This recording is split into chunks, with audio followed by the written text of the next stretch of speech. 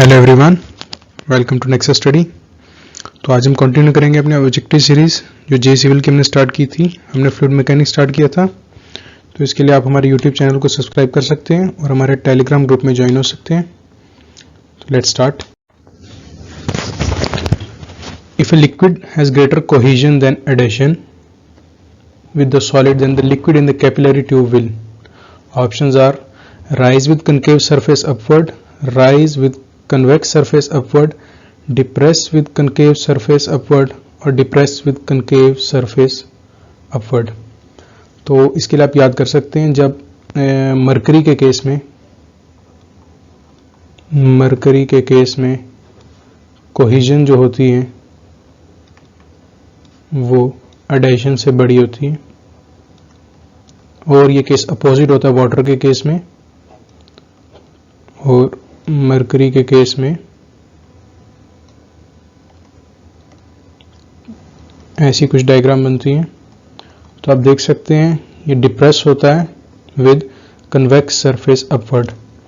तो इसका right answer is D part.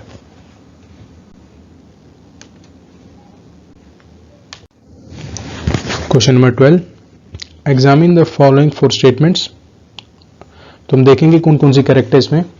पहली, surface tension is due to cohesion only. तो ये राइट है, सरफेस टेंशन कोहेजन की वजह से होती है। Capillarity is due to adhesion only, this is wrong. Surface tension is due to both cohesion and adhesion, ये भी रॉन्ग है। तो capillarity is due to both cohesion and adhesion, और ये राइट है। तो 1 and 4, तो option C is correct. Next question, pressure of 200 kilopascal is equal to a head of x meters of carbon tetrachloride of relative density 1.54 where x is equal to। तुम्हारे options दिए हुए हैं, अब हम देखते हैं कैसे करेंगे हम। सबसे पहले हमें प्रेशर दिया हुआ है 200 किलोपास्कल, और हाइट जो है हेड हमें नहीं गिवन, तो हम इसको x मीटर्स मान लेते हैं। रिलेटिव डेंसिटी हमें 1.59 गिवन है। तो रिलेटिव जो होती है वो लिक्विड अपॉन वाटर के बराबर होती है। तो वाटर की जो रहती है वो 1000 होती है, 1000 kg पर मीटर क्यूब।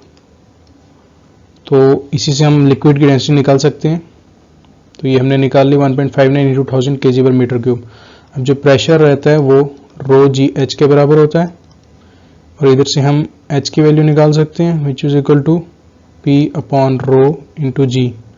वही हमने किया हुआ यहाँ पे आप देख सकते हैं। h is equal to 200 into 10 की पावर 3, बिकॉज किलो पास्कल था तो हमने 10 की पावर 3 डाल दी, और g की वैल्यू 9.81। तो इससे हमें हेड की वैल्यू 12.82 मिली। So option C is correct. Next question, for a vertical semicircular plate submerged in a homogeneous liquid with its diameter d at the free surface, the depth of the center of pressure from the free surface is। तो ये सेमीसर्कुलर plate है जिसका diameter d है, और इसका centre of pressure निकालना है हमने फ्रॉम द फ्री सरफेस। तो सबसे पहले हम वर्टिकल के लिए फॉर्मूला याद कर लेते हैं सेंटर ऑफ प्रेशर का, जो moment of inertia about centre of gravity upon area into centre of gravity plus centre of gravity. जो y बार है यहाँ पे ये सेंटर ऑफ ग्रेविटी है, and h bar is centre of pressure. तो अब हम देखेंगे according to parallel axis theorem, Ixx is equal to Ig plus area into y bar. तो इधर से हम Ig की वैल्यू निकाल लेंगे which will be equal to Ixx minus area into y bar. तो ये एरिया इंटू वाई बार का स्क्वायर, सॉरी, तो ये हमने यहाँ पे निकाली हुई है। अब हम h बार कैलकुलेट कर लेंगे इसी से। तो h बार की वैल्यू जो है Ig की वैल्यू हमने यहाँ पे पुट कर ली, एरिया इंटू वाई बार लिख लिया प्लस वाई बार। तो जब हम इसका एलसीएम ले लेंगे तो ये कैंसिल आउट हो जाएंगे, तो फाइनल वैल्यू हमारी ये बच जाएगी, और Ixx की वैल्यू जो होगी वो सेमी सर्कल के केस में पाई d 4/128 के बराबर होगी, and area of semi circle will be pi by 8 D square, और ये सेंट्रॉइड जो आएगा इसका centre of gravity semi circle का, वो आप याद रख सकते हैं 4r/3 पाई और 2d/3 पाई। तो वही हमने वैल्यू यहाँ पे पुट की है। जब इसको सॉल्व करेंगे तो हमें फाइनल आंसर 3πd/32 मिलेगा। तो इसका राइट आंसर हमारा ए पार्ट हो जाएगा। Next question, the pressure intensity is same in all directions at a point. Options are only when fluid is frictionless and incompressible, only when fluid is frictionless and is at rest, only when fluid is frictionless, or option D, when there is no relative motion of one fluid layer relative to another. So इसका right option जो है वो D है, when there is no relative motion of one fluid layer relative to another। उस case में जो pressure intensity है वो same होगी सभी डायरेक्शन में किसी एक पॉइंट पे। So option D। Next question, an open tank contains 1 meter deep water with 50 centimeter depth of oil of specific gravity 0.8 above it. The intensity of pressure at the bottom of tank will be। तो सबसे पहले हम इसकी diagram बनाएंगे जो हमने ये बनाई है। ऊपर ऑयल है, 0.5 मीटर डेप्थ है उसकी, यहाँ 50 सेंटीमीटर बोला है, which will be equal to 0.5 metre, और नीचे 1 मीटर डेप्थ में वाटर है। तो हमें स्पेसिफिक ग्रेविटी दी हुई है ऑयल की, जो जिससे हम डेंसिटी ऑफ ऑयल निकाल सकते हैं, जिससे हमारी डेंसिटी ऑफ ऑयल जो आ जाएगी वो आ जाएगी 8000 kg पर मीटर क्यूब। ये हमने निकाली हुई है यहाँ पे। तो अब हम प्रेशर निकालेंगे। टोटल हाइट इसकी 1.5 मीटर हो जाएगी। तो यहाँ पे हमने निकाला हुआ है रो ऑयल इंटू जी इंटू एच ऑयल। जो फॉर्मूला हमारा प्रेशर का रहता है वो रो जी एच ही रहेगा। अब अपर वाले पोर्शन का हमने पहले ये लिखा है, फिर लोअर वाटर वाले पोर्शन के लिए ये सेकंड पार्ट है। तो ऑयल की डेंसिटी हमने 800 निकाल ली, जी विल बी 10, और हाइट जो ऑयल की है वो 0.5 मीटर ये हमने निकाली हुई है। वाटर की डेंसिटी 1000 और जी की वैल्यू 10 और हाइट यहाँ पे ये 1 मीटर है।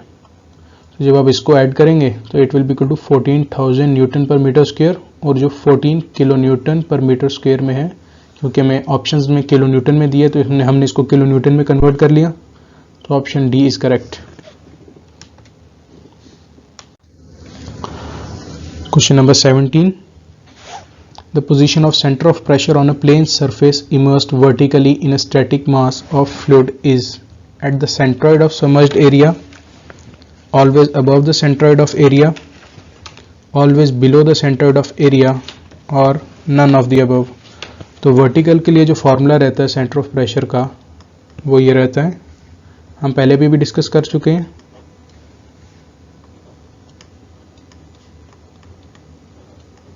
तो ये हमारा रहता है सेंटर ऑफ ग्रेविटी, जिसको हम सेंट्रॉइड ऑफ एरिया भी बोल देंगे।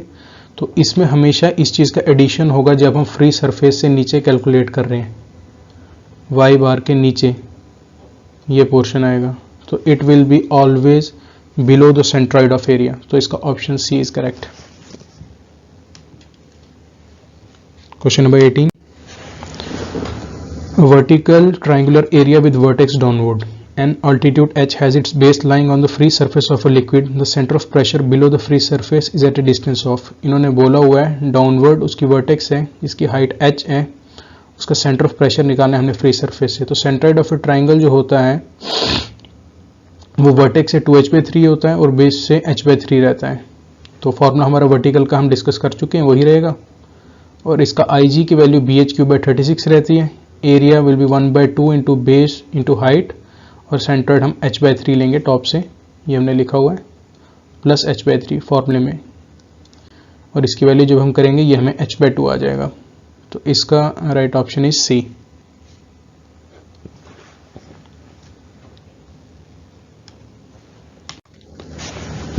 Question number 19, the total pressure on a plane surface inclined at an angle theta with the horizontal is equal to, options are P into A, B PA sin theta, C PA cos theta, D PA tan theta, where P is pressure intensity at the center of the area and A is the area of plane surface। तो ये हमेशा आप याद रखेंगे ये PA के बराबर होता है in any case।